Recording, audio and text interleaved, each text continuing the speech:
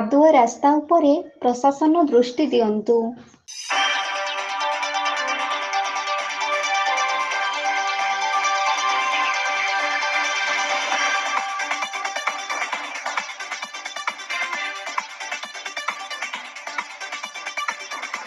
କେନ୍ଦୁଝର ଜିଲ୍ଲା ପାଟଣା ବ୍ଲକ ଅନ୍ତର୍ଗତ କେନ୍ଦେଇପୋଷି ଗ୍ରାମ ପଞ୍ଚାୟତର ସିଲିଦା ଗ୍ରାମର ନୂଆସାହି ରାସ୍ତାର ଅବସ୍ଥା କହିଲେ ନ ସରେ।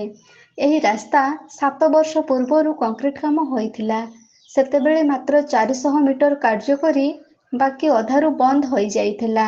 ଯେଉଁଠାରୁ କାର୍ଯ୍ୟ ବନ୍ଦ ହୋଇ ରହିଯାଇଛି ସେହି ରାସ୍ତା ଏବେ ଲୋକଙ୍କ ପାଇଁ କାଳ ହୋଇଯାଇଛି।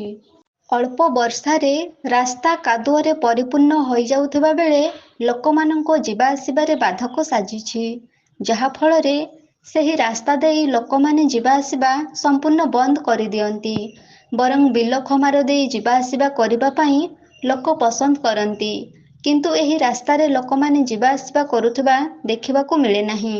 ଅଧା ହୋଇ ରହିଥିବା ଏହି ରାସ୍ତାକୁ ତୁରନ୍ତ କଂକ୍ରିଟ ରାସ୍ତା କରିବା ପାଇଁ ଅନେକ ଥର ଅଭିଯୋଗ କରିଥିଲେ ମଧ୍ୟ ଏହି ରାସ୍ତାର ସୁଧାର ଆଣିବାରେ ପ୍ରଶାସନ ବିଫଳ ହୋଇଛି।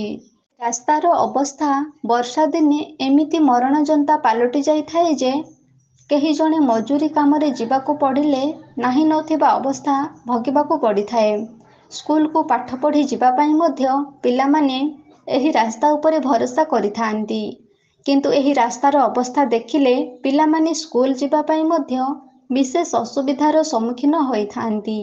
ଏହି ରାସ୍ତା ଉପରେ ପ୍ରଶାସନ ଶୁଭ ଦୃଷ୍ଟି ଦେଇ ତୁରନ୍ତ ଏହାର ସମାଧାନ କରିବା ପାଇଁ ପ୍ରଶାସନକୁ ଅନୁରୋଧ କରାଯାଉଛି।